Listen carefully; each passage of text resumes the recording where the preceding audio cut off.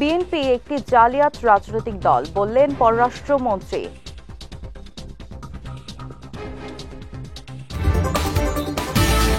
এবং রাঙামাটির লংগদুতে প্রতিপক্ষের হামলায় নিহত 2।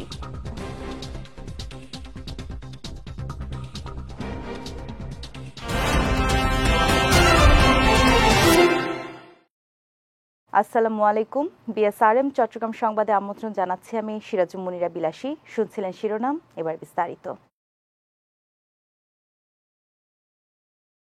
বিএনপিকে একটি জালিয়াত রাজনৈতিক দল বলে মন্তব্য করেছেন পররাষ্ট্রমন্ত্রী ডক্টর হাসান মাহমুদ। সকালে চট্টগ্রামের একটি কমিউনিটি সেন্টারে শেখ হাসিনার 44তম স্বদেশ প্রত্যাবর্তন দিবস উপলক্ষে আয়োজিত আলোচনা সভায় তিনি এই মন্তব্য করেন। বলেন, দেশকে এগিয়ে নিয়ে যেতে হলে শেখ হাসিনার কোনো বিকল্প নেই। স্মার্ট বাংলাদেশের অভিযাত্রাকে বিএনপি, জামায়াত ও তাদের দোসররা আটকে দিতে চায়। উল্লেখ করে মন্ত্রী বলেন, ষড়যন্ত্র করে কোনো লাভ হবে না।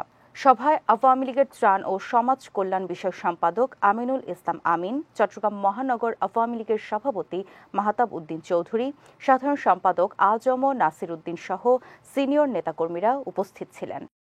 বিএনপি একটা জালিয়াত রাজনৈতিক দল, এই জন্য তাদের মাথা খারাপ।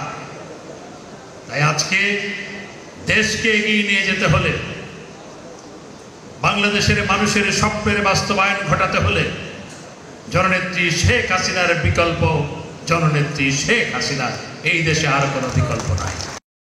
রাঙামাটির লংগদুতে প্রতিপক্ষের হামলায় 2 কর্মী নিহত হয়েছেন বলে দাবি করেছে ইউনাইটেড পিপলস ডেমোক্রেটিক ফ্রন্ট। সকালে লংগদু উপজেলার বারবুনিয়া হাড়িকাটা ধনপতি বাজার সংলগ্ন এলাকায় এই ঘটনা ঘটে। স্থানীয়রা জানায়, উপজেলার কাট্টলি এলাকায় 10 থেকে 12 জনের একটি দল মনপতি ও মধ্য হাড়িকাটা এলাকায় এসে ইউপিডিএফ এর সদস্যের ওপর হামলা চালালে ঘটনাস্থলেই 2 জন গুলিবিদ্ধ হয়ে নিহত হন। তবে ঘটনাটি তদন্তের পর বিস্তারিত জানা যাবে বলে জানান লংগদু থানার ভারপ্রাপ্ত কর্মকর্তা হারুনুর রশিদ।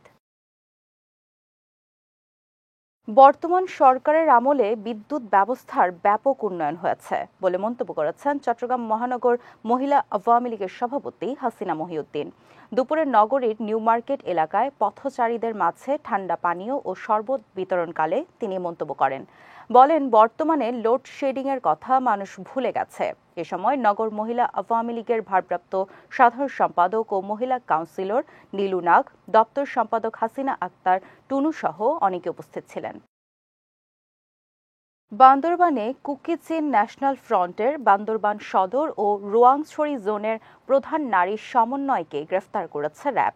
গতকাল সন্ধ্যায় পার্বত্য জেলা পরিষদ সম্মেলন কক্ষে আয়োজিত সংবাদ সম্মেলনে এ তথ্য নিশ্চিত করেন র্যাব 15-র অধিনায়ক lieutenant colonel HM. Sajjad Hossain. তিনি জানান, গোপন সংবাদের ভিত্তিতে অভিযান চালিয়ে তাকে গ্রেফতার করা হয়। এর আগে গত 2 ও 3 এপ্রিল রুমা থানচিতে ব্যাংক ডাকাতি, মসজিদে হামলা ও ব্যাংক ম্যানেজারকে অপহরণের ঘটনায় কুকিচিন ন্যাশনাল ফ্রন্টের সদস্য সন্দেহে এ পর্যন্ত 25 নারীসহ 86 জনকে গ্রেফতার করা হয়েছে। অলরেডি প্রায় বিভিন্ন ব্যাচে 50 জনের অধিক সংখ্যক নারী সদস্য কুকিচিনে প্রশিক্ষণপ্রাপ্ত হয়েছে।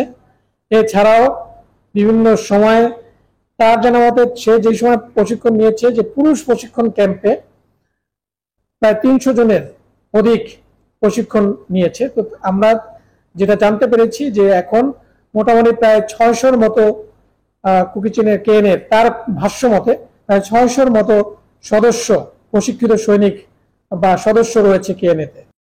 আর মাত্র 2 দিন পরই অনুষ্ঠিত হতে যাচ্ছে দ্বিতীয় ধাপে খাগড়াছড়ি সদর, পানছড়ি ও দীঘিনালায় উপজেলা পরিষদ নির্বাচন। এরই ধারাবাহিকতায় আজই নির্বাচনের প্রচারণার শেষ দিন। চেয়ারম্যান, ভাইস চেয়ারম্যান ও মহিলা ভাইস চেয়ারম্যান প্রার্থীরা ভোটারদের দ্বারে দ্বারে গিয়ে ভোট দিয়ে পাশে থাকার আহ্বান জানাচ্ছেন। এছাড়া উঠান বৈঠক, মিছিল ও জনসংযোগের মাধ্যমে প্রার্থীরা দিচ্ছেন নানা প্রতিশ্রুতি। এবার নির্বাচনে খাগড়াছড়ি সদর, দীঘিনালা ও পানছড়ি উপজেলায় 10 জন চেয়ারম্যান ও 17 জন ভাইস চেয়ারম্যান প্রার্থী প্রতিদ্বন্দ্বিতা করবেন। মহানগর আওয়ামী লীগ নেতা হেলাল আকবর চৌধুরী বাবরের ব্যবস্থাপনায় প্রধানমন্ত্রী শেখ হাসিনার ৪৪তম স্বদেশ প্রত্যাবর্তন দিবস উপলক্ষে নন্দনকানন ২ নম্বর গলির বাওয়া চিলড্রেন হোম এতিমখানায় শিশু ও দুস্থদের মাঝে খাবার বিতরণ, দোয়া মাহফিল ও আলোচনা সভার আয়োজন করা হয়েছে। গতকাল জুম্মার নামাজের পর এই কর্মসূচি পালন করা হয়। এম কুতুব উদ্দিন চৌধুরীর সভাপতিত্বে এবং শিবু প্রসাদ চৌধুরীর পরিচালনায় আলোচনা সভায় এনায়েত বাজার ওয়ার্ড আওয়ামী লীগের সাধারণ সম্পাদক কাউন্সিলর সলিমুল্লাহ বাচ্চু, সাংগঠনিক সম্পাদক সারোয়ার জাহান সারু, মহানগর কৃষক লীগের যুগ্ম সম্পাদক হাজী মোহাম্মদ সেলিম, মহানগর স্বেচ্ছাসেবক লীগের সহসভাপতি মনোয়ার জাহান মনিসহ আওয়ামী লীগ ও অঙ্গ সহযোগী সংগঠনের নেতাকর্মীরা উপস্থিত ছিলেন।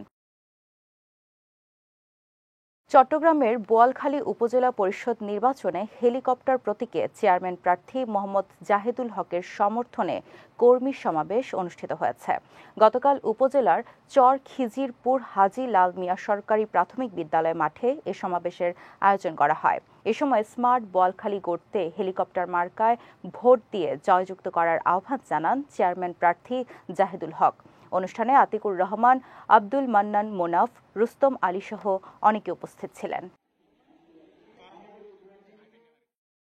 চট্টগ্রাম নগরীর ইজি আর্ট ড্রয়িং ও রাইটিং স্কুলের উদ্যোগে আয়োজিত চিত্রাঙ্কন প্রতিযোগিতার পুরস্কার বিতরণী সভা অনুষ্ঠিত হয়েছে। গতকাল নগরীর একটি রেস্টুরেন্টের এর আয়োজন করা হয়। অনুষ্ঠানে মহানগর যুবলীগের যুব সংগঠক মোহাম্মদ ফসিউল আলম রিয়াদ, শাহজালাল ডায়াগনস্টিক ক্লিনিকের managing partner Mohammad Yahya, easy art স্কুলের কর্ণধার রুহুল আমিন বিশ্বাস ইমন সহ অনেকে উপস্থিত ছিলেন। এ সময় ভবিষ্যৎ প্রজন্মকে দেশীয় সংস্কৃতি সম্পর্কে জানানো আমাদের কর্তব্য এবং শিশুদের অধিকার বলে জানিয়েছেন উপস্থিত বক্তারা।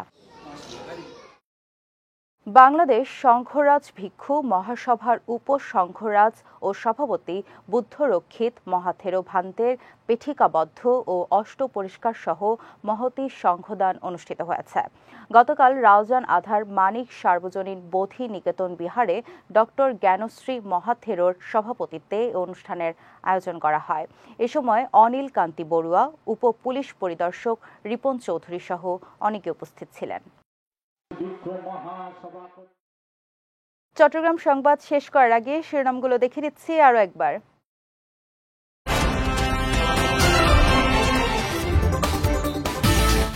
বিএনপি একটি জালিয়াত রাজনৈতিক দল বললেন পররাষ্ট্রমন্ত্রী।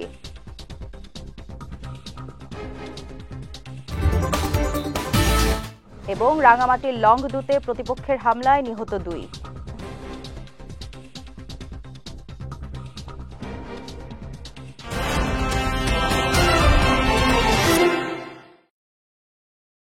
চট্টগ্রাম সংবাদ শেষে আজকের মতো আমি সিরাজুম মুনিরা বিলাসী আপনাদের কাছ থেকে বিদায় নিচ্ছি।